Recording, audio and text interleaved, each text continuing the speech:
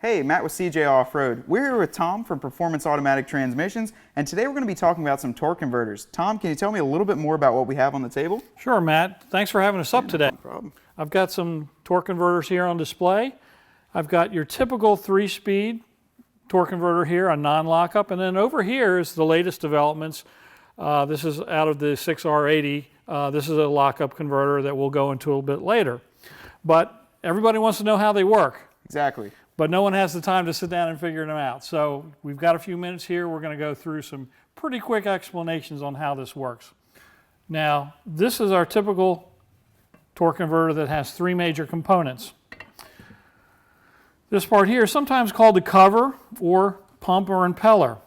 It goes by several different names, but it's all the same. First of all, you can see that we have 4 studs, and that's bolted to the flex plate. So of course, it has the pilot on it for the engine, crankshaft, and your 4 studs. That'll bolt to the flex plate. So this is always turning at engine speed. Now these two are welded together. Sometimes this is called the impeller or the pump. Now you can see this has a bunch of fins in it, and of course fluid is supplied from the transmission into the torque converter. So as soon as you start the car up, it's filled with fluid. Now overnight it drains about maybe half a quart out of it, but most of the fluid stays in there, so when you put it into gear it moves. So here's how this all starts. Now this is a fluid filled unit. So when this starts to turn, as you can see, what happens, the fluid, as any type of centrifugal motion, is going to force the fluid out. Okay. It's thrown out here. So what happens on this impeller, when that fluid is thrown out, it actually contacts the turbine, which is on this side. They face each other, and that fluid forces onto these fins here, as you can see. So that fluid is trying to force these fins to turn. Okay. So when you're sitting at a traffic light and you feel the car, wants to move forward, well, this is what you're feeling. You're feeling these fins moving the fluid over to here, trying to turn this, which is connected to the input shaft, connected to the trans, to the drivetrain, in drive. So this is what you feel when you're sitting at a traffic light and you're trying to move. As you can see, Matt, I brought a larger converter here too. Now this is current production 6R80, F-150, Transit van, Mustang, 12 to 14, right in that range. So this is still current production. As you can see, the diameter is quite a bit different. Yeah. As you increase the diameter, but it is actually more efficient than the smaller converter. But you can see it's still made up of the same pieces that the other one was. It's still the same pieces. But this is a lockup converter, and a lockup converter has a clutch disc within it. Some have multi-discs, some have single discs. The more capacity, or the diesels that have a lot of torque, they'll have a multi-disc in it. Now this, actually, the disc on this one is behind this piece right here. We'll hold this up for a second. And this is the clutch disc under here. And the fluid that goes into the converter is actually redirected for a moment. That clutch locks up to the cover, so it becomes 1-to-1. So it becomes absolutely like a dry clutch at that point. Yeah. So you don't have, it's 100% efficient. It doesn't create literally any heat at that point. So that's what we've all gone to probably since about 1980. Most of the converters have been a lockup clutch. Now this one is computer controlled. Some of the earlier ones were controlled by a throttle cable or something like that. But as you can see, they're still basically the same setup, the same fins type setup, and same direction of the fins. Now what we'll get into here in just a bit is how stall speed and all that is determined. Okay. Generally speaking, the smaller the diameter of the converter, the higher the stall speed, because it's less efficient at lower speeds, because just the diameter is smaller. As you can see, this is a very efficient converter. It's larger, fin area is larger, so it's more efficient. Now this converter has an approximate stall speed of about 1,800 to 2,000 RPM. What that will do, that allows the car to sit at a traffic light, have enough slippage in it so it doesn't pull you through, doesn't stall the engine. This converter here will do the same, but it will be less efficient at a light. This probably has a stall speed of about 24 to 26. Okay, a little bit higher there then. A little higher. What that allows us to do, say you've cammed your car a little bit, you've got a little more cam in it, a little more compression, so it operates really at a higher RPM. Okay. You don't want the power at 1800, you want it at 24. Yeah. So this is inefficient at that speed, at the lower ones, but when you get up to that 24, 2600 RPMs, that's when this thing really starts to lock up, become really efficient, give you a clean offline shot. If it were too efficient, the car would bog. Yeah. You'd be fooling with the carburetor chute nozzles and all that just to get it to work right. This has enough slippage. It will operate and allow your car to have a clean idle. Say, it doesn't idle at 600 anymore. It's got idle at 800. That's what this will do. Now, this is about a 10-inch converter. As you know, you can get 7-inch converters and 8-inch converters, and those stall speeds can go up as high as 5,000, 6,000 RPMs. Yeah. But those are for a car that's going to shift at 10,000. Yep. So that's why you have these different size converters. Now, within each size, you can get the stall speeds to a certain degree. Say a 10-inch converter generally stalls between 22, and you can really, 10-inch converters generally are about 28 to literally 3,800. You've got about 1,000 RPMs by modifying the fin angle, modifying the stator angle here. You can get that stall speed to change. So a 10-inch converter gives you a lot of flexibility. Okay. 11-inch converters, especially with Fords, pretty much 2200 is about all you're going to get. They just don't have, most of the Ford small blocks don't have a lot of torque to them, so that affects that. And then you can go on to an 8 or 9-inch, and then you're going to get your 4,500 stalls or your 5,500s and up. So people always ask us, well, how do I determine what it is? Well, first of all, converters do change per engine. You can take this converter, put it behind a 289, it'll stall at maybe 2,600. Put it behind a 351 or a 408, it's going to be maybe, it may go 400 or 500 more stall because it has more torque input. It changes like that. Okay. Okay, so that's kind of the, we're just kind of skimming the surface on some of the technical stuff on this, but as you can see, we got a chance to see inside. Yeah. You can understand that you're right. You don't have a mechanical connection on this converter between the flywheel and the drive shaft. It's all fluid. Yeah. Which is pretty cool. It's really interesting. Yeah, and on this, of course, that's the same until it goes into lockup and has that clutch lock everything up, and then it is you have that mechanical one-to-one efficiency. Well, Tom, we've got a lot of different products here on the table. I think I'm going to need your help to help me go over all this.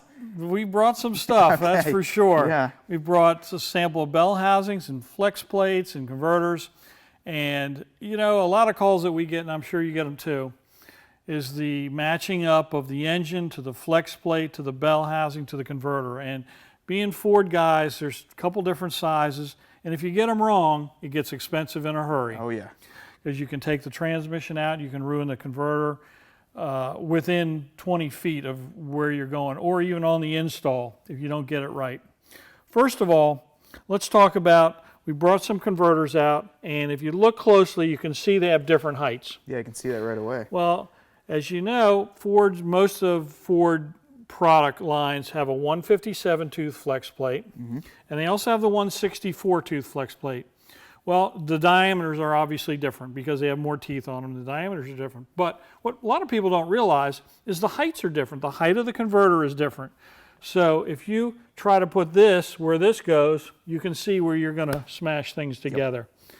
If you put this where this goes, it's going to pull too far out of the transmission itself and not even move the car, or it moves at 20 feet and then stops, and then you're a mess. So. Yeah. First of all, then, the 157 and 164 converters are different heights, and they're different patterns as far as the bolt up. The 157s are a 10.5-inch bolt circle. They'll fit a flywheel like this. The larger converter, which is taller and has a wider pattern, is going to fit the 164 tooth. That's a wider pattern on the flex plate. So Now, you've got these correct, you've got this correct. Now, let's get the bell housings correct. Now, over here, if we can move over here, I'm going to pull this out for a moment, lay this out. Now, this looks a little different than these other ones because this is an SFI certified flex plate that we use, and I just happened to grab that rather than a factory style. But this is the most common 157 tooth flex plate bell housing. Now, a lot of times we'll ask people if they've got a bell housing, what is it? Can you send us a picture because there's a discrepancy somewhere? One of the things we ask them to do is look around here, and it's got a casting number in it. Okay. As you can see, and most guys are pretty familiar with Ford casting numbers or Ford part numbers. You know, it'll be a C number or a D number. Well, this 157 tooth flex plate bell housing is usually a C5, 1965. Yep. And these were popular through the 60s and just into the early 70s, not much after that. The small bell housing like this is going to be the 65 type Mustang, the smaller body styles. So that's going to be your 157. So this is set up to go with a 157 flex plate. This has the depth to accept the 157 converter. So boom, boom, boom, these three all go together. Now, of course, you also know that different engines have different weights on them. Exactly. There's neutral balance. Most of the engines made today, I think, are neutral balance.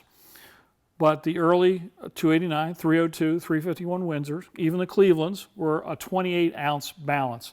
This is a 28-ounce weight right here on this flex plate. Now, this weight will appear either on a 157 or it can go on a 164. This is considered really an engine part. Okay. And that's why we match the flex plate to the engine. Now, also, so you have a neutral balance, which is no weight. That happens to be that one right there. You have the 28-ounce balance, which is here. Then what happened in 1982 or 1980 with the roller motor? That went to a 50-ounce balance. So what we did there is 50-ounce balance is very similar actually to the 28, this weight here. But they couldn't put too much weight here. So what did they do? They cut a window in here.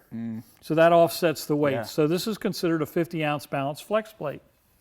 So first of all, whenever you're selecting or doing transmission work, one, make sure you understand what your balance is on the engine. Now you can move from a 164 to a 157 as long as everything matches up, but the balance on the flywheel obviously has to match the engine. So let's go on to the 164. Here's a 164 bell housing here. This was more popular later on, late 60s, Torino bodies. Okay. And actually, if you have a pan fill trans C4, which a lot of trucks had, those are all 164s. So this is a 164, smooth on the top. So it doesn't have the ridges like this. Hold that, if you can show that. See how that's got some ridges there, and this is smooth on that. It's one easy way to see that. Yeah. Now, also, this has a casting number on it too, and this is usually going to be a D9, a D7, or a D2, okay, which denotes in the 70s. So this is your 164. You match that up with your 164 converter, which is taller. You'll see that if we ran a straight edge across these, this is obviously taller than this. Yeah, you can see that. Okay. So, and then you get your matching flex plate to go with the engine. Now this can be a 0, 28, or 50, depending on the engine. But that's how you match that up. Here's where people get into trouble. Here's a bell housing that looks very similar to the 164, and actually this is a 164 tooth bell. Smooth on the top, but this has a casting number of E2, which means this is actually the late model, very late model C4 transmission. This actually had a lockup type converter in it. This was another ½ inch taller. And if you see this bell housing, don't use it. Throw it away. No one makes a converter to fit this. Okay. Okay? Yeah. But you'd be surprised how many are still floating around. I can imagine. And it's easy to tell. If you have an E2, don't use it. Use the earlier ones, and you'll be okay. The secret is match the flex plate weight to the engine first. then you can figure out, okay, sometimes guys want the 157 because they've got tight headers. Okay. You're going to pick up a little room there, not much. Then 164, you can go with that. That gives you actually a little bit starter ratio, a little better. If you're using an AOD transmission or an AODE, those are all 164s. Okay. Another thing to be very careful of is C6 and C4 flex plates are different. The offset in the flex plate itself varies enough so that if you were to switch them out, they will destroy the transmission eventually. Get you some issues there, yeah. Yes, there are some issues. So it's very important that you look at, we see this when guys have bought an engine and already had a flex plate on it. Well, they don't know what transmission was on it before that, and they just bolt their C4 on it. Well, then you've got a problem. So C6 is the oddball. Just remember that. FMX, C4, AOD, 4R70W, all the same offset. C6 is the oddball. The other oddball C6 would be an FE, and that is actually a 183 tooth flex plate. That's even larger. Oh, wow, even bigger, yeah. Yeah, so that's unto itself, and that's pretty flat. It doesn't have the offsets like this does in it. And you really can't mix that up with anything, but that comes in two weights, non-weighted and weighted. I think the 428 Cobra jets were weighted. And the big blocks are the same. 429, 460, there's a non-weighted and a weighted. I think that's Cobra jet, non-Cobra jet. So anyway, that's the important part here. Now, you may know that Performance Automatic makes their own bell housings. They're actually cast in Michigan, and it's a ProFit bell. So if we can take a minute, I'll show you how we've designed that bell housing to go either way on these. Absolutely, it sounds great. Okay. So you've actually got one of your own bell housings here. This is the ProFit bell. Do you want to tell me a little bit more about it? Sure, Matt. This is actually this bell that we brought was for the modular motor. As you can see, it's got the 3 bolts for the modular type of setup. But yes, we have ProFit bells were made for us, and we make them for the modular. We have them for the small block. We have them for the FE, 380, Okay. 330 up through 428. And then, of course, we have the big block bells, too. Now, these are SFI certified and mostly used in racing applications, but still sell quite a few of these, American-made, of course. So we just wanted to bring one along to give you a chance to see how thick they are, how nicely they're made, and actually we were fortunate to actually use the Ford blueprints to machine off of. So they are dead nuts on, as they would say. Now, one of the things we talked about earlier was the spacing, and how one converter is not as tall as the other one. All the modular engines out there are 164 tooth. So this is actually set up, this bell housing is actually set up for 157 though. So what we do on something like this, and the small block is the same way, we provide these spacer plates. And these little spacers take up the difference between the short converter and the long converter. Okay. And so that when you buy your small block bell from us, it has these spacers with it. So it literally allows you to use a 157 or the 164 tooth setup. It's really pretty cool. So we sell that to people that don't know what they have or haven't chosen anything yet. So they can do whatever they want. 157, 164. 164, we provide the spacers here, longer pump bolts to go in there. And then we also always recommend our block plate. Now this block plate is stamped out here right in Maryland for us. And you can see in looking at this block plate, we have a moon-shaped cutout right here. What a lot of people don't realize on Fords, when you have a 2-bolt starter, like all the small blocks did, and actually the big blocks too, is that every time you go to start your car and that starter engages, it actually tries to move away from the flex plate. It tries to kick away. So that's why Ford has this plate. This plate actually keeps the starter aligned. It keeps it from moving. Okay. So I've seen a lot of drag guys that have just the bell housing and not the plate, and they have starter problems. Well, the starter problems are because the starter keeps moving away. They can't see it or feel it, but sure enough, it does, especially on a high compression engine. Yeah. So you have to have this. So the 157 is here, and if you're running a 164, you just snap this piece out, and it's set up for the 164 tooth starter. And that's been a we can't keep these in stock. They're the hot mover. But you have to understand, for $50 or $60 plate or whatever they go for, they save your starter. They save a flex plate. Oh, yeah. You can't go without it. It's a great investment. And what we've done with this, it's got multiple holes, as you can see. So this plate here actually fits C4, C6, FMX, T5, and I think some of the, possibly the 6 speeds too, or the Tremix rather. Wow. So it fits literally everything. Very universal. Yeah. I don't care what transmission you got, as long as you got a small block, it's going to go on there. And this piece down here snaps away, so you have easy access to the converter nuts and bolts, getting that on there. But this is what we like. We supply that spacer plate, so it gives the customer the option to run whatever he wants to. You got choices then. Yeah, absolutely. And it makes it easier and prevents him from buying a converter he doesn't want to buy. He's already got one or whatever. And that pretty much sums that up. We're really pretty proud of that whole setup, and that's pretty exclusive to Performance Automatic. Well, Tom, I really appreciate you coming out. This has been a lot of great information for not only me, but anyone watching this video. This is super helpful stuff you've got out here.